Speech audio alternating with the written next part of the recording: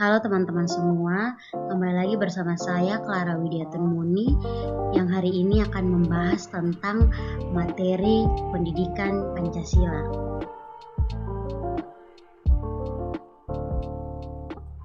Nah, materi yang akan dipelajari pada hari ini yaitu dinamika dan tantangan pendidikan Pancasila.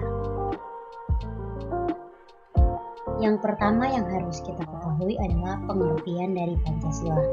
Nah, Pancasila adalah dasar negara Indonesia yang telah disepakati oleh para pendiri bangsa sejak kemerdekaan. Pancasila juga merupakan hasil dari perjuangan dan pemikiran bangsa Indonesia yang menggali nilai-nilai luhur dari budaya dan agama yang beragam. Pancasila juga merupakan pandangan hidup bangsa Indonesia yang mencerminkan cita-cita, tujuan, dan semangat dalam membangun negara yang berdaulat, adil, dan makmur. Berikut yaitu dinamika pendidikan Pancasila. Sebagaimana diketahui, pendidikan Pancasila mengalami pasang surut dalam pengimplementasiannya. Apabila ditelusuri secara historis, upaya pembudayaan atau pewarisan nilai Pancasila tersebut telah secara konsisten dilakukan sejak awal kemerdekaan sampai dengan sekarang. Namun bentuk dan intensitasnya berbeda dari zaman ke zaman.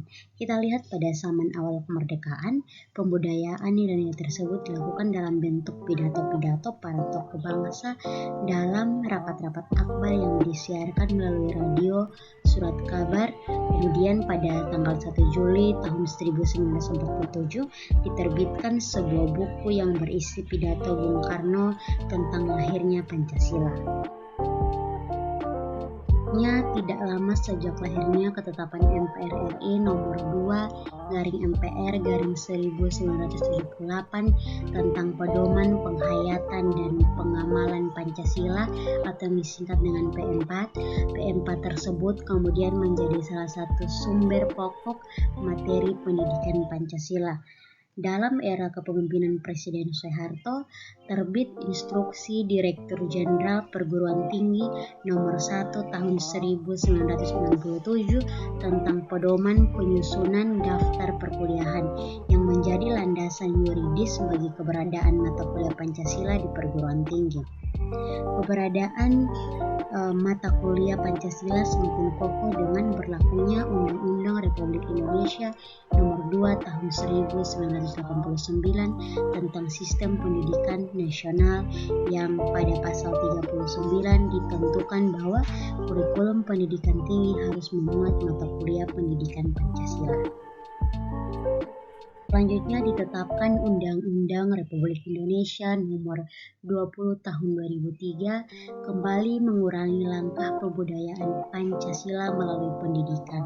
Dalam undang-undang tersebut, pendidikan Pancasila tidak disebut lagi sebagai mata kuliah wajib di perguruan tinggi, sehingga beberapa universitas menggabungkannya dalam materi pendidikan kewarganegaraan.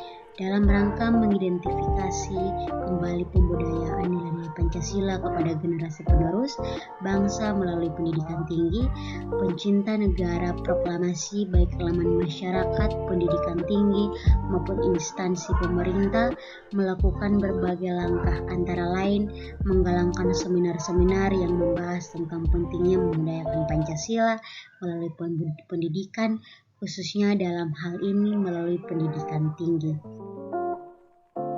Di beberapa kementerian, khususnya di Kementerian Pendidikan Nasional, diadakan seminar-seminar dan salah satu outputnya adalah terbitnya Surat Edaran Direktur Jenderal Pendidikan Tinggi nomor 914/E/T/2011 pada tanggal 30 Juni 2011 tentang perihal penyelenggaraan pendidikan Pancasila sebagai mata kuliah di perguruan tinggi.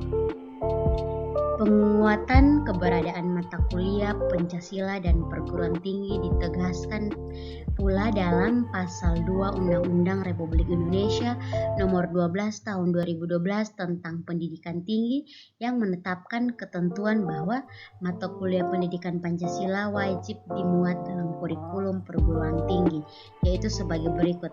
Pada pasalnya yang kedua menyebutkan bahwa pendidikan tinggi berdasarkan Pancasila, Undang-Undang Dasar Negara Republik Indonesia tahun 1945, Negara Kesatuan Republik Indonesia dan Bhinneka Tunggal Ika. Pada pasalnya yang ke-35 ayat 3 menyatakan bahwa kurikulum pendidikan tinggi wajib memuat mata kuliah seperti agama, Pancasila, kewarganegaraan, dan bahasa Indonesia. Dengan demikian, pembuatan undang-undang menghendaki agar mata kuliah pendidikan Pancasila berdiri sendiri sebagai mata kuliah wajib di perguruan tinggi. Materi yang berikut yaitu tantangan Pancasila sebagai dasar negara. Nah, Pancasila sebagai dasar negara tidaklah bebas dari berbagai tantangan dan hambatan yang datang, baik dari dalam maupun dari luar negeri. Pancasila harus mampu menghadapi dan mengatasi tantangan-tantangan tersebut agar tidak eksis dan efektif sebagai dasar negara Indonesia.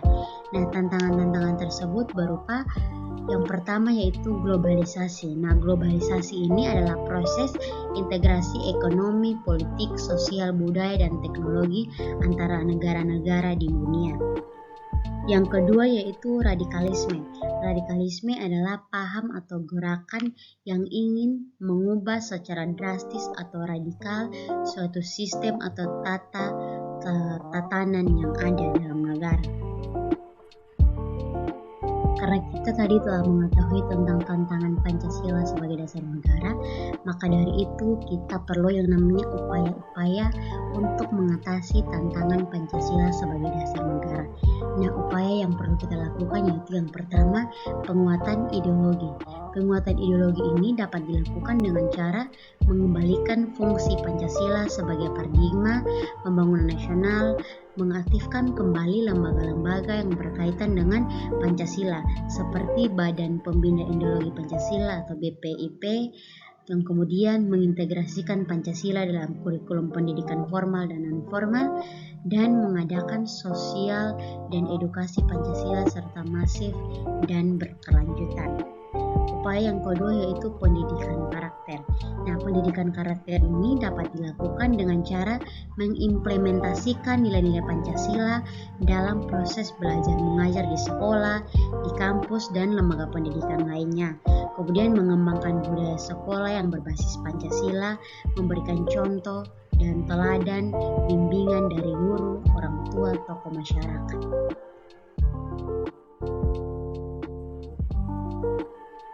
Dan untuk penjelasan materi pada hari ini, semoga bermanfaat and thank you for watching.